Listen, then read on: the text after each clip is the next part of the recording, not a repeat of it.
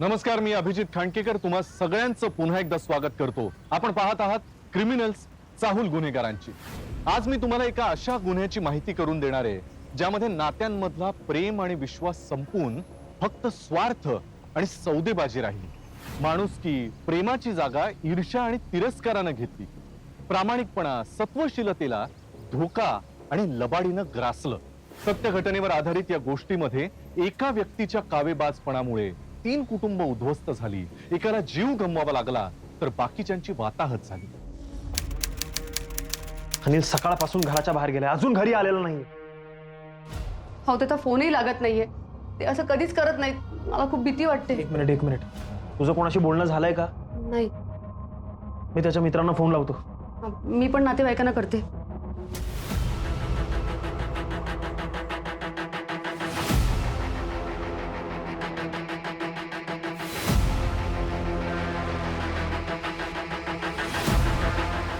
पण काही कॉन्टॅक्ट झालं तर प्लीज कळवा। कुठल्याच मित्राकडे नाहीये तो। हो, इथे पण सगळे तेच सांगतायत।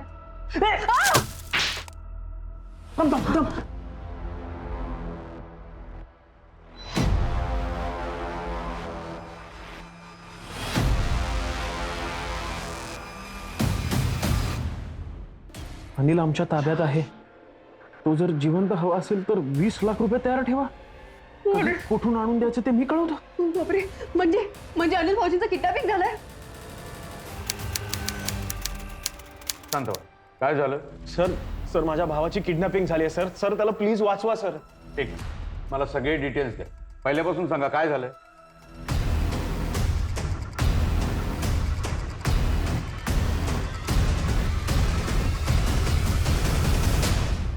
सर प्लीज अनिलला वाचवा सर, प्लीज।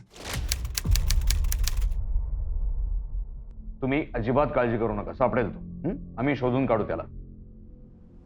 यांच्या भावाचा फोन अनिलचा सर्वेलन्सवर टाकून द्या, त्याचा सीडीआर मागवा आणि आपल्या कंट्रोल रूमच्या डाटामध्ये सगळी एंट्री करा। हे धमकीचं पत्र कुठे? सर त्या पत्रामध्ये लिहिलं होतं की तुम्ही पोलिसांना कॉन्टॅक्ट करण्याचा प्रयत्न केला तर आम्ही अनिलला मारून टाकू। हे पत्र माझ्या बायकोनी वाचलं आणि ती घाबरली आहे। ती सर मला पोलीस स्टेशनलाही येऊ देत नव्हती। मी कसाबसा आलोय। पत्र तिच्याचकडे आहे सर मला वेगळाच संशय येतोय सर। मला असं वाटतंय की माझ्याकडून पैसे उधळण्यासाठी माझ्या बायकोनीच अनिलचा किडनॅपिंग केला असावं सर। तुम्ही तुमच्या बायकोवर संशय घेताय? हो सर। का? सर माझ्या बायकोला पैशांची उधळपट्टी करायची सवय आहे सर। अहो, मला जरा 10,000 रुपये द्या ना। कशाला? सेल लागलाय मॉलमध्ये। हे ना सेल नाही, हे मॉल सुद्धा बंद व्हायला पाहिजेत। काहीतरी बोल नका, तुम्ही पैसे द्या। पैसे बिसे नाही आहेत का माझ्याकडे? नाहीयेत म्हणजे? नाहीयेत म्हणजे नाहीये। तुम्ही नेहमी असंच करता। मला हवे असेल तर तुमच्याकडे पैसे नसतात आणि बाकी सगळ्या कामांसाठी पैसे असतात। हो, कारण बाकीची कामं ना महत्वाची असतात। तुला फक्त पैशांची उधळपट्टी करायची असते। उधळपट्टी? हो। मी उधळपट्टी करते? हो। बघतेच मी तुम्ही कसे पैसे देत नाही ते। ठीक, व्हॉलेंटियर। पैसे द्या। नाही देत ना, मी पैसे घेऊनच राहणार। सर मला काय वाटतं माहितीये का, माझ्याकडून पैसे उकळून घेण्यासाठी तिनेच माझ्या भावाला किडनॅप केलंय सर। तुम्ही तिच्यावर कारवाई करा। संजय, आपण कारवाई करू शकतो, पण आपल्याला आधी परिणामांचा विचार करावा लागेल। तुम्ही म्हणताय तसं तुमच्या बायकोने जर किडनॅपिंग केलं असेल आणि आपण त्यांच्यावर कारवाई केली तर त्यांच्या बाकीच्या साथीदारांना हे कळेल आणि ते कळल्यानंतर ते कदाचित तुमच्या भावाला मारून टाकतील, सगळे पुरावे नष्ट करतील। सो तुमच्या बायकोला काहीही कळू न देता आपल्याला हे सगळं करावं लागेल। अंडरस्टँड? बरोबर सर। तुम्ही पोलिसांना काय घेऊन आलात? तुम्हाला माहिती आहे ना, किडनॅपर्सना कळलं तर ते अनिल भाऊजींना। अनिलला आम्ही काही होऊ देणार नाही, डोंट वरी। बरं, ते धमकीचं पत्र कुठे?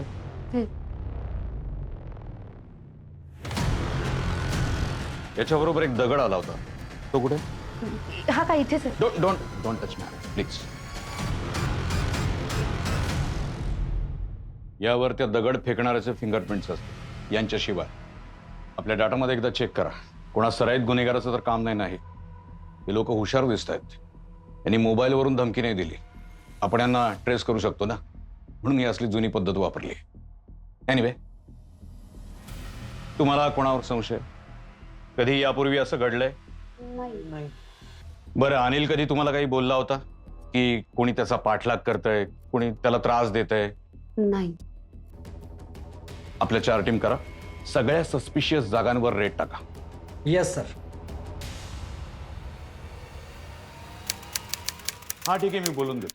सर, अनिलच्या मोबाईलचा शेवटचा ऍक्टिव्ह लोकेशन गांधी मार्केट जवळ मिळालं. त्याच्यानंतर त्याचा मोबाईल बंद झाला आणि तो गायब झाला. ठीक आहे, त्या एरियातल्या आपल्या खबरींशी बोलून घ्या, इथलं सीसीटीव्ही फुटेज मिळवा आणि आजूबाजूला जरा चौकशी करा. ह्यांना तुमच्याशी बोलायचंय. हा मॅडम, या ना, बस. हा मॅडम, बोला. सर, मला संजयवर संशय आहे. कसला? तर त्यांनीच अनिल भाऊजींचं किडनॅपिंग केलं असेल. मॅडम, पण तुमचा नवरा स्वतःच्या भावाचं किडनॅपिंग कशासाठी करेल? सर, मी माझ्या नवऱ्याला चांगलं ओळखते. अनिल भाऊजींनी प्रॉपर्टीचा वाटा मागू नये म्हणून त्यांनी त्यांच्या शिक्षणाचा खर्च केला. पण आता अनिल भाऊजींचं शिक्षण पूर्ण झालंय आणि त्यांना नोकरीही लागली आहे. स्वतःच्या पायावर उभं राहिल्यावर त्यांना प्रॉपर्टीतला वाटा द्यायला लागेल, ह्यासाठी ह्यांनीच अनिल भाऊजींचं अपहरण केलं असेल. सर, आणखी एक रिक्वेस्ट आहे. मी त्यांची तक्रार केली आहे, हे प्लीज त्यांना कळू देऊ नका. नाही मॅडम, डोंट वरी, तसं काहीही होणार नाही. तुम्ही फक्त एक काम कराल का? तुम्ही तुमच्या नवऱ्यावर बारीक लक्ष ठेवा. जर का हे काम त्यांनीच केलं असेल तर तो किडनॅपरना नक्कीच कॉन्टॅक्ट करेल आणि किडनॅपर त्याला. सो तुम्ही त्यांचं बोलणं ऐकायचा प्रयत्न करा. तुमच्या नवऱ्याचा मोबाईल चेक करता आला तर बघा, त्याचे मेसेजेस, कॉल्स, आणि त्याच्यामध्ये तुम्हाला काही संशयास्पद आढळलं तर इमिजिएट आम्हाला कॉन्टॅक्ट करा. Okay sir. या.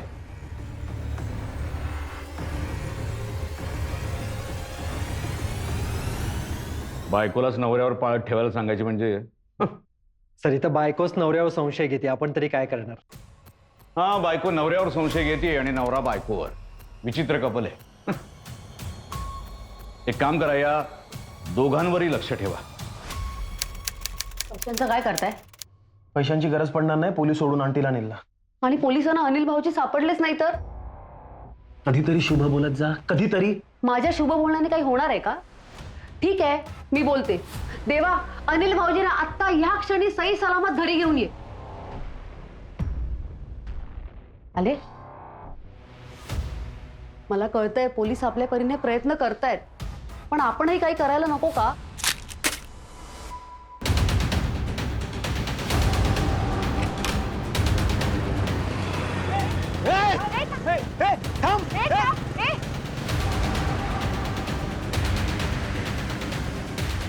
साहेब साहेब, तो बायकोला त्यांनीच दगड मारून पळाला तो साहेब.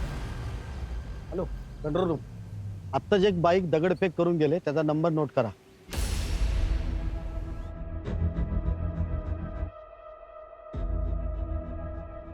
₹20,00,000 घेऊन सकाळी 8 वाजता घराबाहेर जिथे जंगल चालू होतं तिथे ये. काय ₹20,00,000? काय वेळ लागलाय का ह्यांना? हो, पण पैसे नाही दिले तर ते अनिल भाऊजींना मारून टाकतील. अगं पण ₹20,00,000 आणणार कुठून? अनिल भाऊजींच्या जीवापेक्षा जास्त आहेत का ते? एक मिनिट, तू त्याची बाजू काय घेतेस? प्रश्न 20,00,000चा आहे.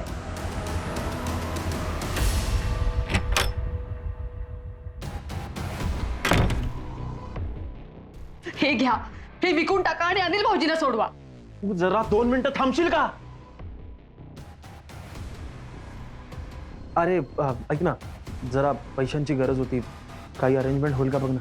तर संजयच्या घरामध्ये एका बायकरने दगड टाकला. बहुतेक किडनॅपर्सने पुढचा मेसेज दिलाय. नाही, पण तो बायकर सापडला की नाही? नाही सर, तिकडे बऱ्याच वेड्या वाकड्या गल्ल्या असल्यामुळे नाही सापडला, निसटला तो.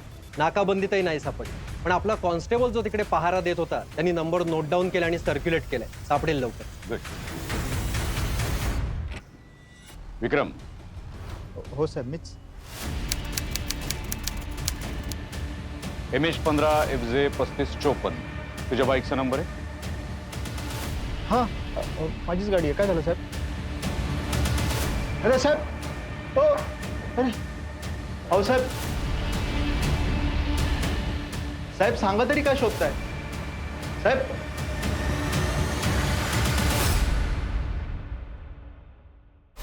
बघा रे, आतल्या बाजूला बघा, लपवून ठेवलं असेल त्याला. काय काय सगळं अनिलला बांधून ठेवलं होतं ना इथे? कुठे अनिल? कोण आणली साहेब? कोण अनिल? हा? किडनॅपिंगच्या केसमध्ये आतमध्ये होतास ना तू? अनिलला तू किडनॅप केलंस, त्याच्या घरी धमकीचं पत्र टाकलं आणि विचारतो कोण अनिल? बोल. मारू नका सर, मी पॅरलोर आत्ता बाहेर आलोय साहेब. तुमचा खरंच काहीतरी गैरसमज होतोय, शपथ. अहो, मी ते तसले धंदेच करणं बंद केलंय आता. खरं सांगतो, 2-3 दिवस झाले मी तर घराच्या बाहेर पण नाही पडलो सर. त्यामुळे सगळीकडे चेक केलं, कोणीच नाही.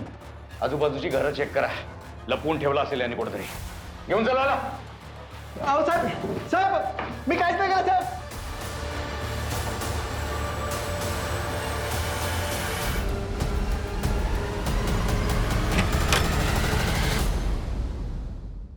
नमस्कार, पवन शेठ आहेत का? त्यांना भेटायचं होतं.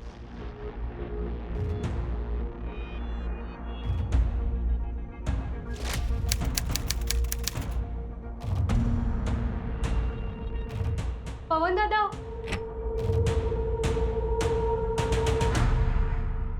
दादा हे भेटायला आले. नमस्कार शेठ.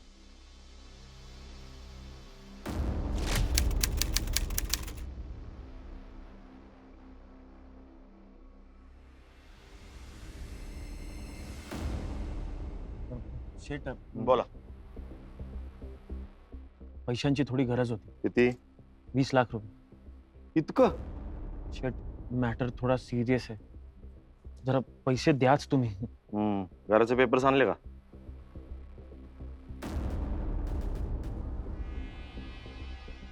घराचे पेपर्स 2 भावांच्या नावावर आहेत. शेठ, त्याच भावासाठी सगळं चाललंय. ऐका ना, मी तुम्हाला सगळं नंतर सांगतो, जरा पैशांचं बघा. तुमचा भाऊ लय शिकलाय म्हण. हो ना, इंजिनियर झालाय. आम्हाला काय शिकायला काय जमलं नाही. या आमची बहीण 10वी नापासून बसली घरात. शेठ, ऐका ना, पेपर्स बरोबर असतील तर जरा पैशांचं करा ना. काम होईल. पाणी घ्या.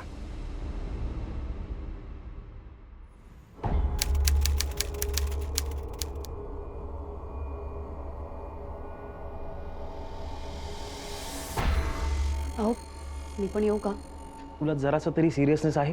हा, खंडणीचे पैसे द्यायला चाललोय, लग्नाला आहेर नाही करायला चाललोय कोणाला.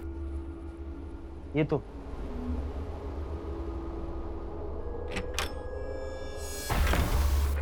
हा मॅडम, बोला. सर, संजय आताच पैसे घेऊन निघालेत. सर, मला खात्री आहे की संजय पैसे देणार नाहीत आणि किडनॅपर्स अनिल भाऊजींना मारून टाकतील. सर, प्लीज अनिल भाऊजींना वाचवा. डोंट वरी मॅडम, आम्ही तसं काही होऊ देणार नाही. तुम्ही अजिबात काळजी करू नका. Okay, thank you. Thank you sir. Hello. हा सर, मी पैसे घेऊन निघालोय, पण सर तुम्ही प्लीज सीमावर लक्ष ठेवा. सर, तिच्याच कोणत्या तरी एका माणसाला पाठवेल पैसे घ्यायला, पण ते पैसे नंतर तिच्याचकडे येणार आहे. सो तुम्ही प्लीज तिच्यावर जरा कडक लक्ष ठेवा. संजय, मी काय सांगतो ते नीट ऐक. तुमचं लाईव्ह लोकेशन आम्हाला सेंड करून द्या. किडनॅपर्सनी जिथं सांगितलंय त्या जागी तुम्ही जा. आम्ही तुमच्यावर वॉच ठेवून आहोत. डोंट वरी. जोपर्यंत अनिल आमच्या ताब्यात येत नाही तोपर्यंत आम्ही काहीही ऍक्शन घेणार नाही. Okay? Okay sir, okay. Thank you.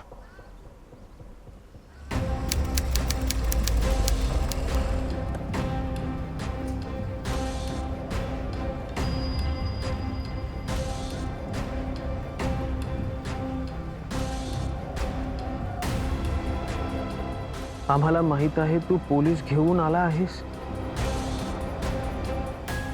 पैसे इथेच ठेव आणि पोलिसांना सांग की या पत्रात लिहिलंय पैसे जंगल जिथे संपतं तिथे ठेवायचे. जर सांगितल्याप्रमाणे केलं नाहीस तर आम्ही अनिलला मारून टाकू. पैसे ठेव आणि पत्र फाडून टाक.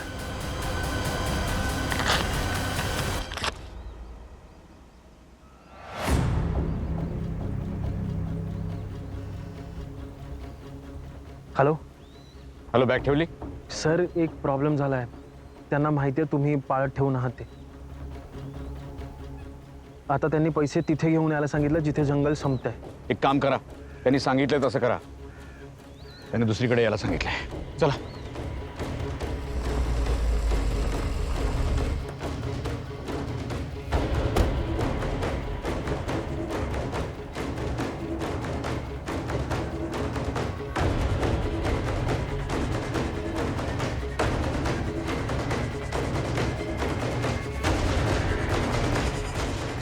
जिथे आधी पैसे ठेवले तिथे अनिलला ठेवलंय. तिथे जा आणि अनिलला घेऊन या.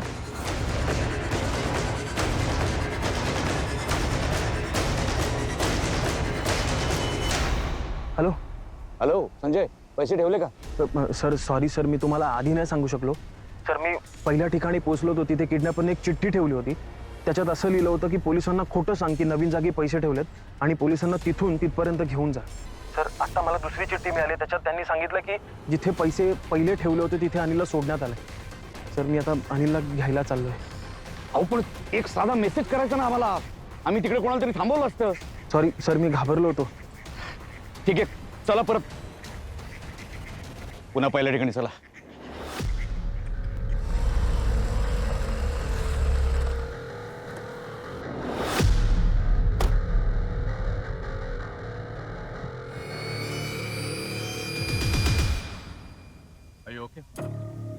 हे इन्स्पेक्टर साहेब आहेत, घाबरू नकोस. तू आम्हाला सांग, तुला कुठे नेलं होतं त्यांनी?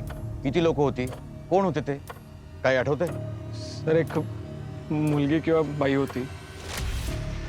डोळ्यावरती पट्टी असल्यामुळे कुठे होतो, कोण कोण होतं आणि त्यांचे चेहरे काहीच नाही कळालं सर. ती लोक कुठल्या भाषेत बोलत होती? मराठीतच, पण थोडीशी गावरान होती भाषा. किती जण होते? बहुतेक एक माणूस होता सर आणि ती रूम मधली बाई किंवा मुलगी. एनिवे, आत्ता याच्याकडून काही फारशी इन्फॉर्मेशन मिळेल असं वाटत नाही. आम्ही याची नंतर चौकशी करू. तुम्ही आत्ता याला घेऊन गेलात तरी sir. Thank you so much sir.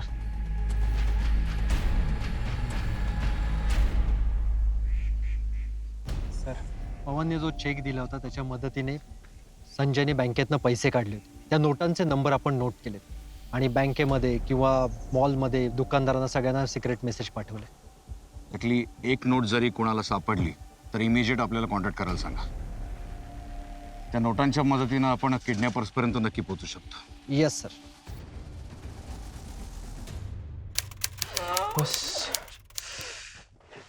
घ्या. नशीब माझं, भाऊजी तुम्ही सुखरूप घरी आलात. सावकाश. तुम्हाला त्यांनी मारहाण तर नाही केली ना? नाही नाही, तसं काही नाही झालं. मार त्याला नाही, मला बसलाय 20 लाखांचा. अहो, दादा, मला नोकरी लागली आता, सो डोंट वरी, ठीक होईल सगळं. तुझ्या पगारात 20 लाख रुपये फेडायला किती वर्ष जातील तुला माहिती आहे का? कर्जावर पैसे घेतलेत मी. अरे आपले ते खानदानी दागिने आहेत ना, ते विकून टाकूया. तसं एवढे जड दागिने आता कोण घालतं? नाही यार, ते दागिने नाही आहेत. आय मीन तुझ्या शिक्षणाचा खर्च, घराचा इंटेरियर आणि बिझनेसमध्ये जो लॉस झाला त्याच्यात मला एक एक करून दागिने विकावे लागले. सगळे विकले? हो य.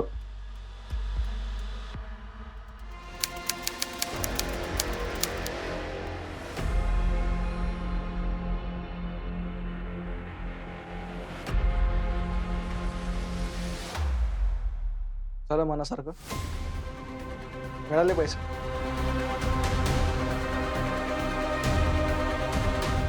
आपण जे केलं ते बरोबर नाही. इकडे दादाला किती मनस्ताप होतोय माहितीये. ते सोड. शर्ट काढ.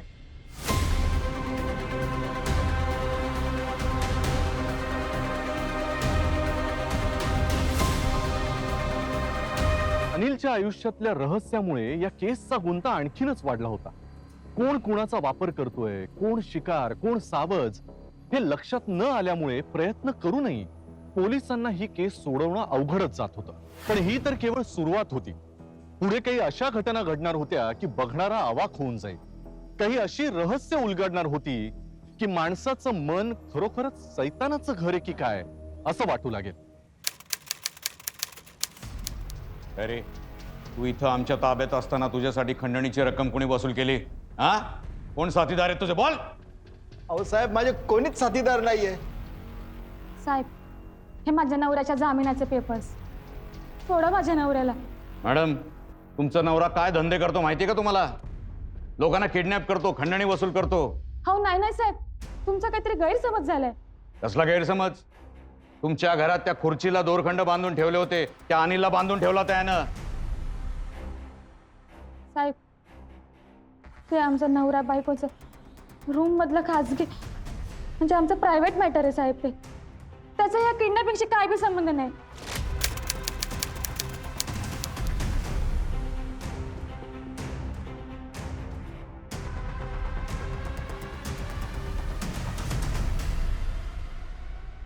फॉर्मॅलिटीज पूर्ण करा आणि यांच्या हस्ताक्षरात लिहून घ्या यांच्या घरात ज्या काही वस्तू मिळाल्या त्या कशासाठी तिथं ठेवल्या आहेत त्याचं स्पष्टीकरण लिहून घ्या आणि नंतर मग याला सोडून द्या.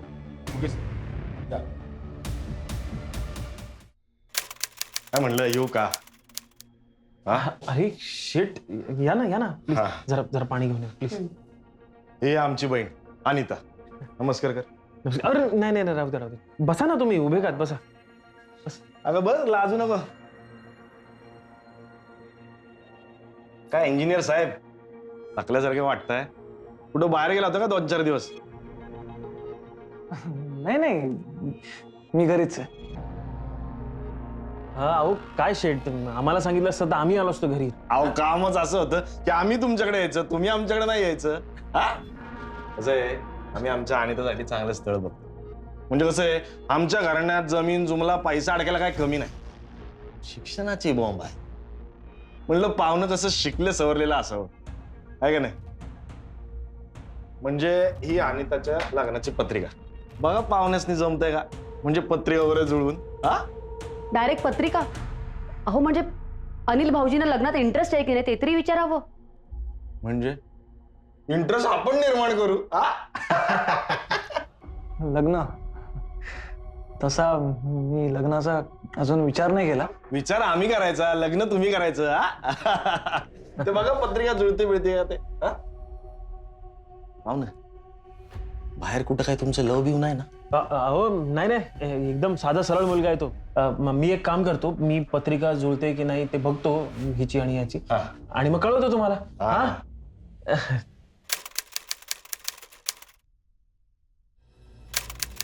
अनिता हे बघ ना, मराठी शाळेत झब्याच्या काय डिझाईन्स आहेत, लग्नात यातलंच कुठेतरी घालावं म्हणतो.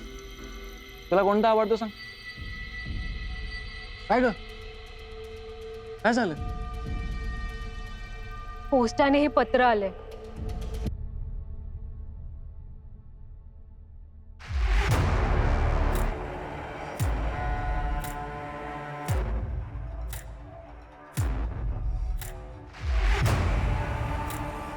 हे खरं आहे का? आणि ते अगं ह्यात जसं लिहिलंय ना तसं काहीच नाहीये. हे खूप फिरवलं.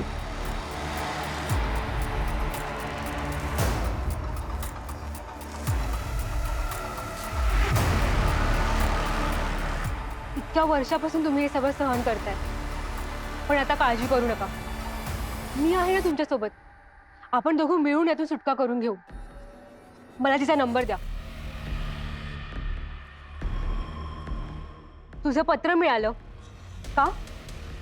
तू हे पत्र लिहिलंयस हे कळल्यामुळे शॉक बसला. तुला लाज नाही वाटत हे असले सगळे प्रकार करायला?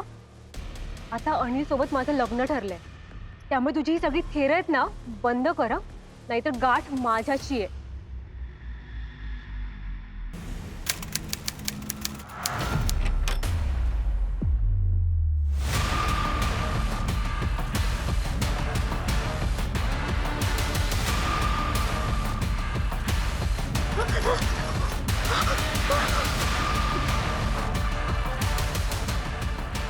कोण तू? सोड मला, सोड.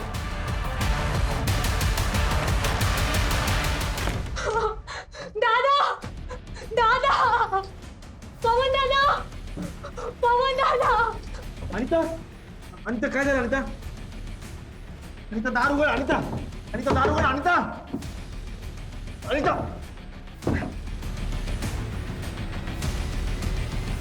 अनिता अनिता अनिता काय झालं? अनिता पवन दादा, अनिता अनिता दार उघड. दादा, अनिता काय झालं? अनिता दार उघड. दादा. पण झालं काय? काय झालं काय? दादा इथे आता ती आली होती. कोण आली होती? तिने मला चाकूने मारलं. अरे रागात येतंय. कोण होती? कोण आहे? कोण आहे? कोण होती? कोण? कोण होती मला सांग. तुम्हाला अंधारात काहीच दिसलं नाही दादा.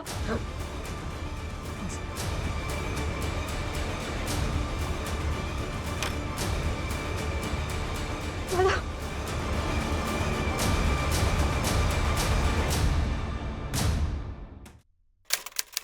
त्या हॉलचे पॅम्पलेट्स आणि हे मला दे.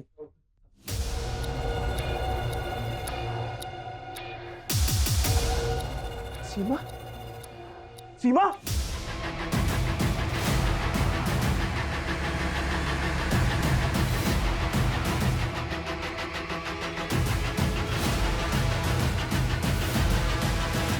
कधी झालंय सगळं? सर आम्ही लग्नाचा हॉल बुक करायला गेलो होतो आणि परत येऊन बघतोय तर तुमचा कोणावर संशय आहे? सर मला कळत नाहीये सीमाला कोण कशाला मारेल. घरातला काही ऐवत चोरीला नाही गेला? जरा चेक करून. बघतो सर.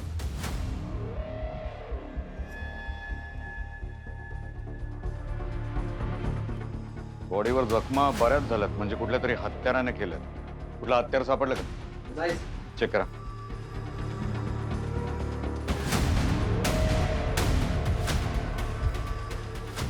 बघा इथलं ब्लड सॅम्पल घ्या. ते ब्लड लॅब मध्ये हिच्या रक्ताशी मॅच करायला सांग. जर ते मॅच नाही झालं तर ते पुण्याचं असू शकतं.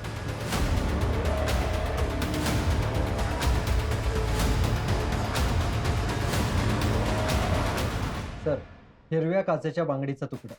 सर, अशा बांगड्या एकतर नवीन लग्न ठरलेल्या मुली घालतात किंवा ज्यांचं नुकतंच लग्न झालंय अशा मुली घालतात. अनिलचं आत्ता नुकतंच लग्न ठरले. संजयने ज्या पवनकडनं कर्ज घेतलं त्या पवनची बहीण अनिता हिच्याबरोबर त्याचं लग्न ठरलं. ठीक आहे, पवन आणि अनिता दोघांवर वॉच ठेव. त्यांचं सीडीआर मागून घ्या. येस. सर काही मिसिंग नाही, काही चोरीला नाही गेलं. मागच्या काही दिवसात असं काही घडलं होतं ज्यामुळे यांच्या जीवाला धोका निर्माण होऊ शकतो? नाही सर. त्यांचा मोबाईल कुठे? सर मोबाईल असेल इकडेच कुठे. मी फोन लावून बघतो.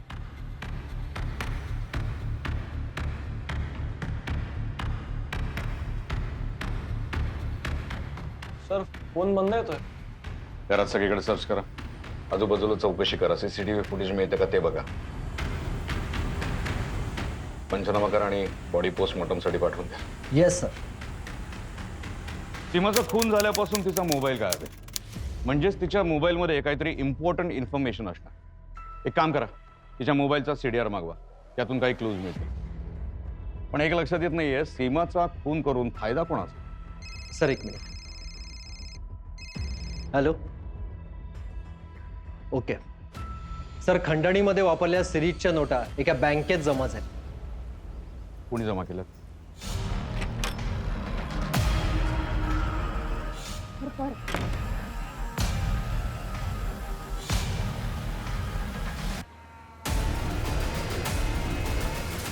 कुठं निघाला रे?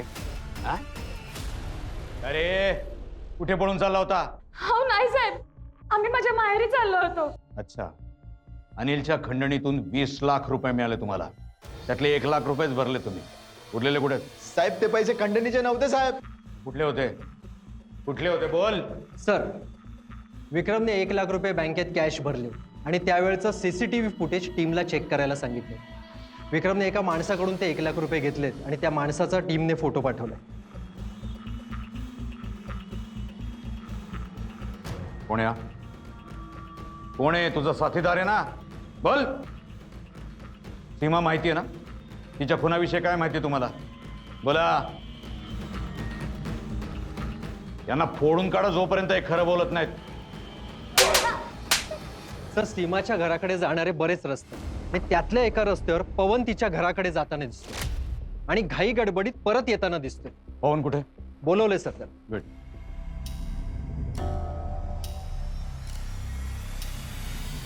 आज सकाळी कुठे होतात तुम्ही? मी सकाळपासून घरीच होतो साहेब. गांधीनगरच्या मागच्या रस्त्यावरच्या सीसीटीव्ही फुटेजमध्ये तुम्ही दिसलाय सीमाच्या घराकडे जाताना आणि काही वेळाने तिथून परत येताना. आणि तुम्ही सांगताय घरी होता. सीमाच्या घरीच गेला होता ना? तिचा खून झालाय आज सकाळी. तुमचा चेहरा तर सांगतोय तुम्हाला हे सगळं माहिती आहे. कारण खून तुम्हीच केलाय. नाही नाही साहेब, सीमाबाईंचा खून मी नाही केला. तुम्हीच तिचा खून केलात, तिचा मोबाईल तुमच्या बरोबर घेऊन गेलात. एवढं काय महत्वाचं होतं त्या मोबाईलमध्ये? कोणाचं हत्यार कुठे आहे? पण साहेब, मी सीमाबाईंच्या घरी गेलो होतो, पण मी खून नाही केला. म्हणजे आमचं भांडण झालं. तुमच्या अर्धशिक्षित मुलीची लायकी नाहीये आमच्या इंजिनियर अनिल बरोबर लग्न करायची, कळलं ना? ओ बाई, लायकी कोणाची काढताय? तुमचा दीर 4 बुका शिकला म्हणजे काय झालं? आम्ही लग्नाचं स्थळ घेऊन आलो. हो, तुमच्यावर काही 56 पडले, चला निघा. हल! त्यांनी आम्हाला धक्का मारला, आमची लायकी काढली. मग मी पण धक्का मारला, पण धक्का मारल्यामुळे कोण असं मरतंय होय? तुम्ही सांगा की. जास्तीचा शहाणा बनतो काय तू? आठ टाकायला ओ साहेब, पण मी काय केलंच नाही तर मला काय घेऊन जाताय साहेब? आणि त्या सीमाचा खून झालाय, माहित असेलच तुला. काय? सीमाच्या मोबाईलवर शेवटचा कॉल तुझा होता. काय बोलणं झालं तुमचं?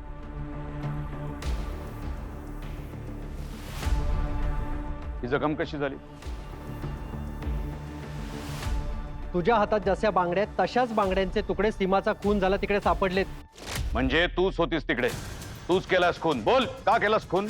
नाही सर, सीमाचा खून मी नाही केलाय. आणि सर, ही जखम काल रात्री माझ्यावर हल्ला झाला तेव्हा झाली आहे. हल्ला झाला? कोणी केला हल्ला? आम्हाला का नाही सांगितलं? पोलीस चौकीत तक्रार का नाही केली? हिची चौकशी नंतर करा, आधी हिचं ब्लड साठी.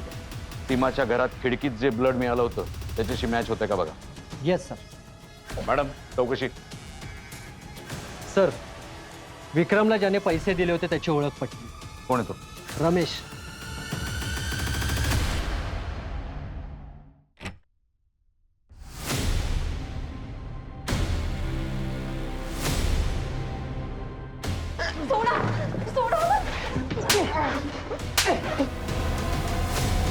अहो साहेब, बॅगेत का? विक्रमला 1 लाख रुपये कशासाठी दिले होते? सीमाचा खून करण्यासाठी. नाही साहेब, तुमचा काहीतरी गैरसमज होतो साहेब. पण विक्रम तर आम्हाला हेच सांगतो. साहेब, तो आमच्या घरचा मॅटर होता. विक्रमने आम्हाला मदत केली आणि स्वस्तात घर मिळवून दिलं. खंडणीचे पैसे तुझ्याकडे कसे आले? साहेब, ते खंडणीतले पैसे नव्हते साहेब. ते साहेब साहेब साहेब साहेब साहेब साहेब सांगतो सांगतो सांगतो सांग सगळं खरं खरं सांगतो साहेब. मारू नका साहेब. साहेब, माझा दुधाचा धंदा आहे साहेब. आणि मी बऱ्याच वर्षापासून संजय साहेबांच्या घरी दूध टाकायचं काम करतो. म्हणून सीमा वहिनींची माझी चांगली ओळख आहे साहेब. वहिनी, ते जरा पैशांची नड होती. मिळेल का काही? रमेश, मी तुला पैसे देईन, पण तू माझं एक काम केलं तर. कोणतं काम? अनिलला किडनॅप कर, माझ्या नवऱ्याकडून मोठी खंडणी वसूल कर. त्यातला मोठा हिस्सा मी तुला देईन. किडनॅप कसं करायचं, खंडणी कशी वसूल करायची हे मी सांगेन तुला. मी माझ्या बायकोच्या मदतीनं आणि त्यावरून त्या माझ्या बायकोच्या मोबाईलवरती फोन करायच्या आणि तुमच्या आणि संजय साहेबांच्या सगळ्या घडामोडी आम्हाला सांगायच्या. सीमाचा खून झालाय, माहितीये ना? हो साहेब, पेपरमध्ये वाचलं होतं. तुला शेवटचं कधी भेटलात? सकाळी 7 वाजता दूध टाकायला गेलो होतो तेव्हा. सीमाचा खून 11च्या आसपास झाला. तेव्हाचं तुझं आणि तुझ्या बायकोचं मोबाईलचं लोकेशन तिथंच आहे. म्हणजे तुम्ही तिथे गेला होतात. कसा केला सीमाचा खून? कसा केला? का केला? बोल. नाही साहेब, आम्ही खून केलेला नाही. आम्ही त्यांच्या घरी गेलो तेव्हा त्यांना आधीच डोक्याला लागलं होतं. वहिनी, आता इथून पुढं आम्ही तुमचं काहीच ऐकणार नाही. हे बघा, किडनॅपिंगचं सगळं रेकॉर्डिंग आहे माझ्याकडे. मी तुझाच मोबाईल वापरून थोडासा आवाज बदलून तुला सूचना देत होती आणि तुझं सगळं बोलणं माझ्या फोनमध्ये रेकॉर्ड करत होती. आता हा असाच्या असा पुरावा घेऊन पोलीस स्टेशनला जाईन आणि तुला आयुष्यभरासाठी जेलमध्ये टाकेन, कळलं ना? गपचूप आणि त्याचा खून करायचा, कळलं? चला निघा. अनिलचा आवाज ऐकून आम्ही तिथून पळून गेलो साहेब. तुम्ही फक्त अनिलचा आवाज ऐकलात का त्याला बघितलं पण? त्यांनी आम्हाला बघायच्यात आम्ही मागच्या दरवाज्यानी पळून गेलो साहेब. तू जेव्हा घरी आला तेव्हा सीमा जखमी अवस्थेत खाली पडली होती. पण तिला बघायचं सोडून तू हॉल बुक करायला गेलेला संजयला जॉईन झाला का? नाही सर, हे खोटं आहे. बघडे,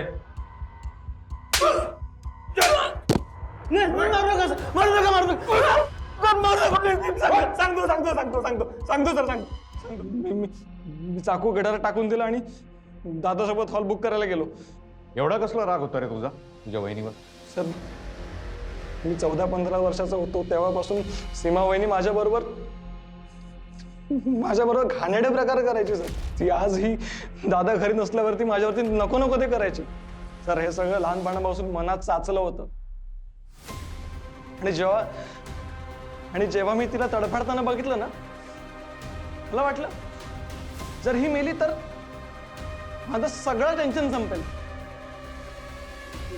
मग मीच तिला मारून टाकलं. माणसाचं आयुष्य सुखी आणि सुरक्षित करण्यासाठी संस्कृतीच्या स्थापनकर्त्यांनी प्रत्येक नात्याच्या मर्यादा ठरवल्या. या मर्यादा जेव्हा जेव्हा ओलांडल्या गेल्या त्यावेळेला विनाश झाला. माणसांचा, नात्यांचा, कुटुंबांचा. सीमाच्या बाबतीतही असंच काहीसं झालं. सीमानं स्वार्थापोटी, हव्यासापायी कौटुंबिक नात्याला काळीमा फासेल असं काम केलं. त्यामध्ये तिचा जीव तर गेलाच, पण इतर अनेकांची आयुष्य उद्ध्वस्त झाली. जर सीमानं आपल्या मनाला थोडीशी मुरड घातली असती, जरा संयम पाळला असता आणि महत्वाचं म्हणजे नात्यांची मर्यादा सांभाळली असती, तर आज ती सुखानं जगत राहिली असती.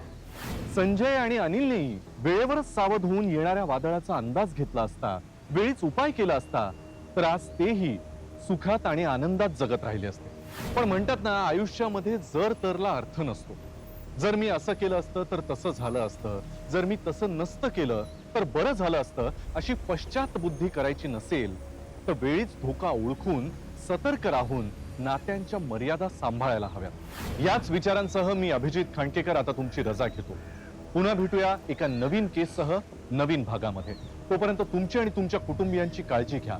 घराबाहेर पडताना मास्क आणि सॅनिटायझरचा वापर नक्की करा. पुन्हा भेटूया. जय हिंद, जय महाराष्ट्र.